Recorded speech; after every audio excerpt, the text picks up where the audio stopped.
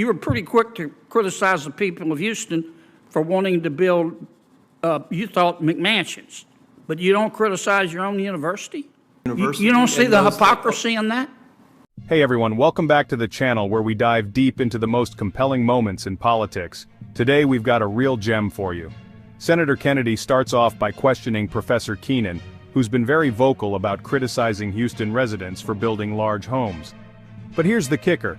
Keenan's own university, Tulane, has been building some pretty massive projects themselves. Senator Kennedy, in his usual sharp style, asks Keenan if he sees the hypocrisy in criticizing others while his own backyard isn't so clean, and would you believe it? Keenan outright denies any hypocrisy. It's like he's completely blind to his own double standards. Unreal, right? If you're shaking your head right now, you're not alone. This is just the beginning, and it just keeps getting better. Kennedy brings up the fact that Keenan recently signed a letter demanding elite universities stop accepting money from fossil fuel companies. Sounds noble, doesn't it? But here's where it gets juicy. Tulane, Keenan's own university, received a whopping $25 million from oil families. Kennedy, with his typical wit, asks why Keenan hasn't asked Tulane to return that money. You signed a letter demanding that elite institutions and universities stop accepting money from fossil fuel companies. Is that correct? This is correct. You consider Tulane an elite university?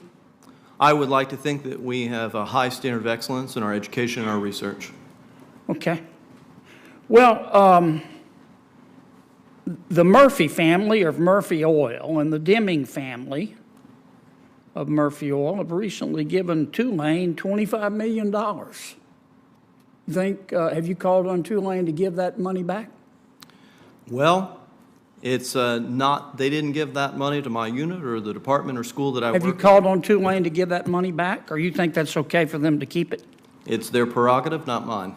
Okay. But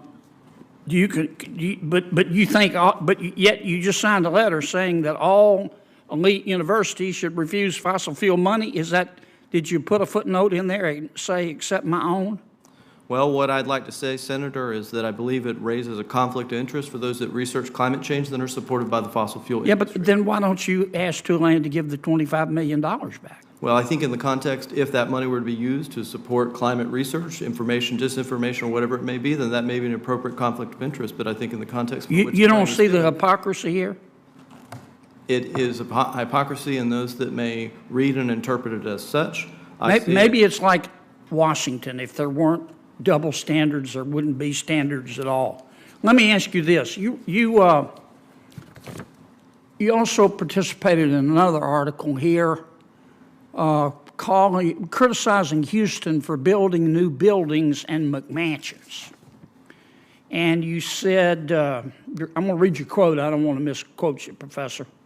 That means we have to change our consumer preferences. You could have a super efficient, energy efficient mega mansion in Houston or the suburbs, but it's still a mansion. You're still over-consuming space. Did you say that? Yes, sir. That's based on work as a member of the IPCC. Our research suggested that reducing our footprint in terms of total spatial footprint would have significant impacts on the decarbonization of the built environment. And so you're saying that people should live in smaller houses because larger houses contribute to CO2 emissions? 100%, Senator. Okay.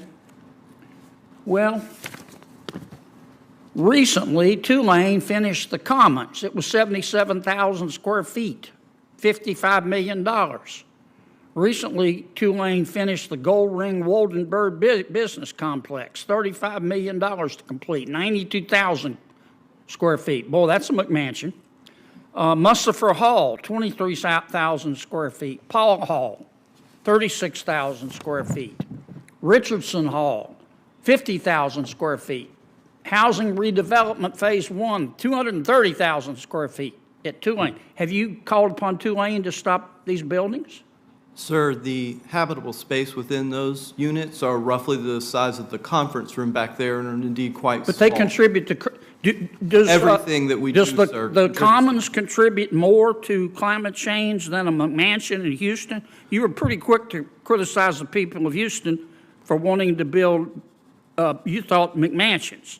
But you don't criticize your own university?